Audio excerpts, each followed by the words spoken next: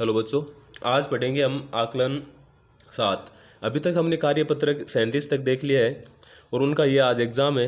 देखते हैं किसके कितने सही होते हैं। तो आपके जितने भी सही हो वो कमेंट में ज़रूर बताना कि भाई इतने क्वेश्चन हो रहे हैं। पूरे क्वेश्चन कितने हैं? 8। तो 8 में से जितने आपके सही हो वो यहीं कमेंट करके बताना।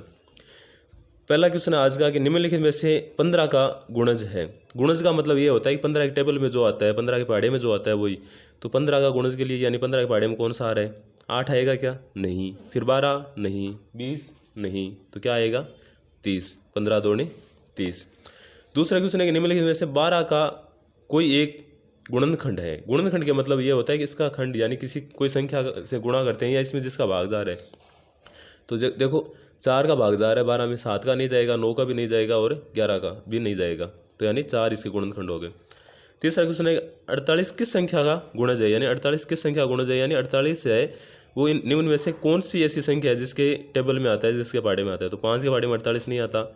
7 में आता है क्या? नहीं आता। 12 में आता है, तो इसका हो गया। 9 में भी नहीं आता। चौथा क्वेश्चन है कि निम्नलिखित संख्याओं में से कौन सी संख्या 2 से पूर्णतः विभाजित है। और 2 से पूर्णतः विभाजित वही होगी जिसका इकाई अंक है वो क्या होगा? 0, 2, 4, 6 या 8। इनमें से जो अंक आएगा, इकाई का अंक, वो संख्या 2 से विभाजित होगी। तो देखो यहाँ 7 है, यहाँ 6 है, ये विभाजित हो गई। यहाँ 5 है, यहाँ 1 है, तो ये नहीं होगी। पाँचवा क्वेश्चन है आज का कि निम्नलिखित में से कौन सी संख्या 5 से विभाजित हो सकती है।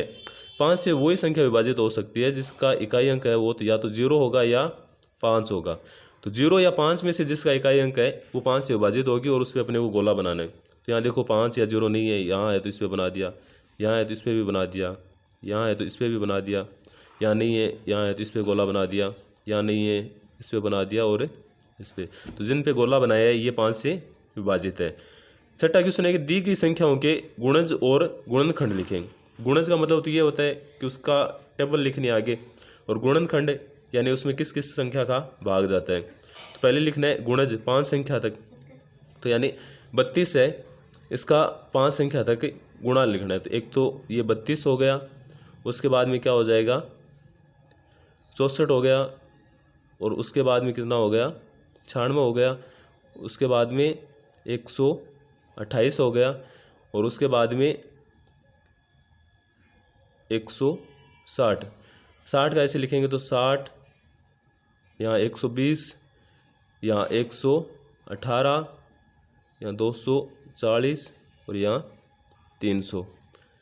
गुणनखंड लिखने हैं तो 32 को एक का भी भाग जाता है, इसमें 2 का भी जा रहा है, उसके बाद 3 का नहीं जाता, 4 का जा रहा है, 5 का भी नहीं जाता, 6 का भी नहीं जाता, 7 का नहीं जा रहा, 8 का जाता है। उसके बाद में 8 के बाद में 9, 10, 11, 12, 13, 14, 15, 16 का जाता है, और 16 के बाद में 32 का ही जाएगा। 60 का लिखेंगे तो 1 का जा रहा है, 2 का जा रहा है, 3 का जा रहा है, 4 का भी जा रहा है, 5 का भी जा रहा है, 6 का भी जा रहा है, 7 का नहीं जाएगा, 8 का नहीं जाएगा, 9, 10 का जा रहा है, फिर 10 के बाद में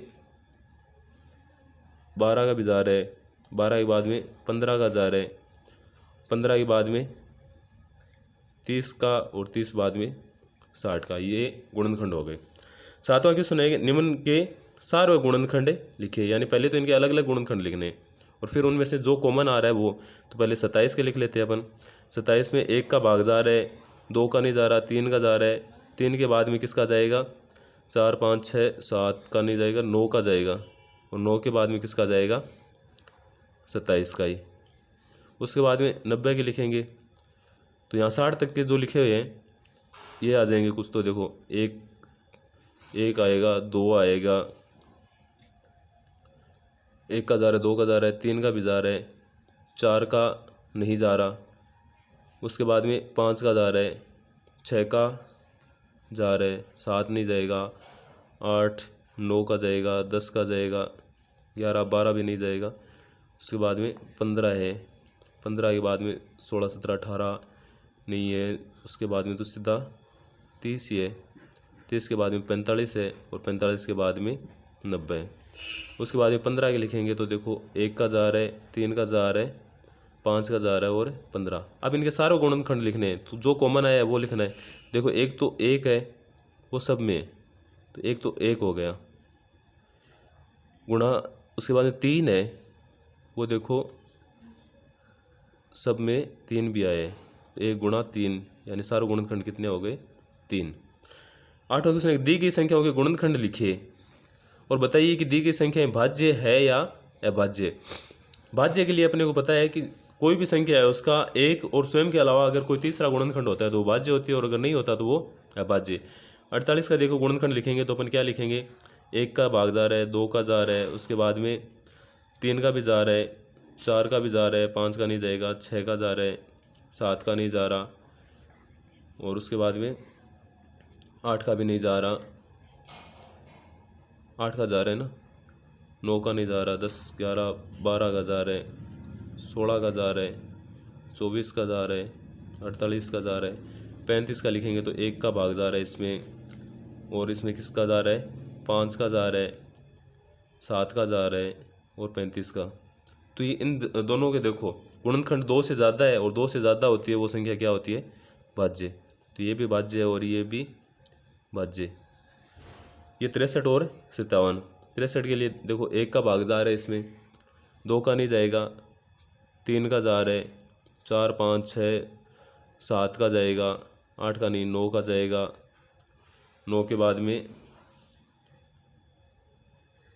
21 का जाएगा, और 21 के बाद में 63। 57 में सिर्फ 1 का और स्वयं 57 का जाएगा। तो ये ऊपर वाली तो भाज्य हो गई, और इसके गुणनखंड सिर्फ 2 ही आ रहे हैं, तो ये क्या हो गई, अभाज्य। ये हो गया आकलन 7। आप बताना ज़रूर कमेंट करके कि आपके कितने क्वेश्चन सही हो रहे हैं, और अगर क्लास पसंद आई है तो लाइक और सब्सक्राइब ज़रूर करना। Thank you.